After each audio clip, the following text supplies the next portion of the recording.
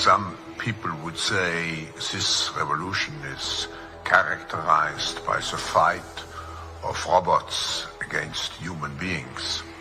And we will win this fight. Professor Klaus Schwab was born in 1938 in Ravensburg, Germany, where Nazi crimes against humanity were committed. His father, Eugene Wilhelm Schwab, was the managing director of Escher Weiss Ravensburg, a company that used slave labor to manufacture weapons of war for the Third Reich.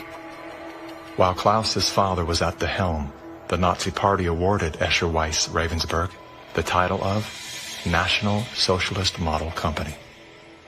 Years later, Klaus Schwab joined the board of directors at Escher Weiss Ravensburg, where he played a key role in the development of South Africa's nuclear weapons program during the darkest years of the racist apartheid regime.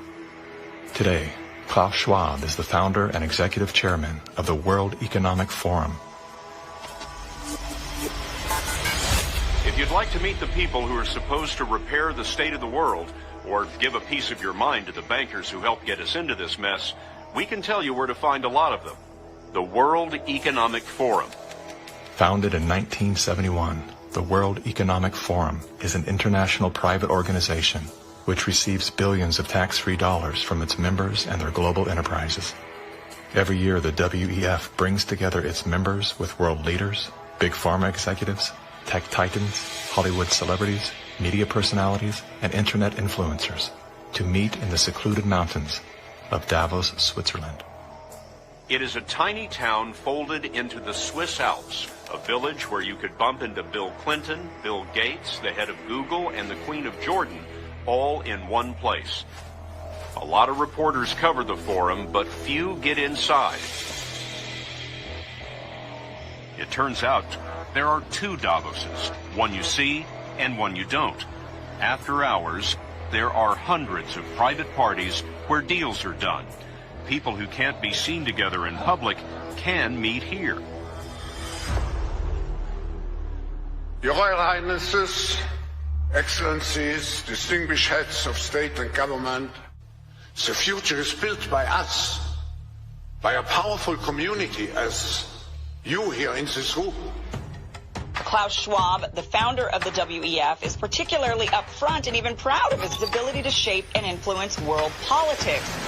I created the community of global shapers as a means, as a force to shape our common future. And of course, their Global Young Leaders program is a grooming ground so that when they ultimately infiltrate cabinets, We penetrate the cabinets. they will likely tend to govern a certain way. Nobody will be safe if not everybody is vaccinated. The names and the countries he mentioned ended up being some of the most dystopian and authoritative during this pandemic. Names like Ms. Merkel, Vladimir Putin, and so on. Other names?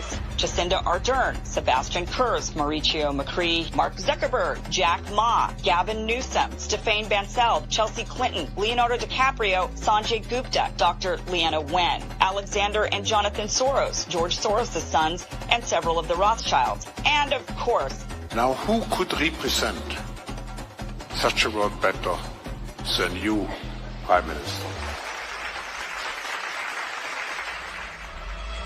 In 2014, Klaus Schwab called for the Great Reset, We need a great reset. which he positioned as the solution to the world's most urgent issues. The dark reality of Schwab's agenda is detailed in his best-selling book, COVID-19, The Great Reset. His endgame mission is to replace independent governance with a top-down controlled, one world government and a central bank-controlled digital currency. When they say, you'll be happy, what they mean is, you'll be enslaved. That's why they're talking about a great reset. That's why they're talking about introducing this quasi-communist, quasi-socialist agenda. They know we've run the course where we cannot continue down the path of the ever-increasing indebtedness because we have a generation that quite literally cannot afford to buy a house. Millions of Americans are priced out of buying a home. And so it's easy to tell that generation, we're going to forgive your college debt. Student debt relief. And set your expectations lower. You're going to rent forever. We're going to celebrate the tiny house movement. We're going to do all of these things which sound cool, because they're shaping our narrative so that we become capable of expecting less. What we need to do is not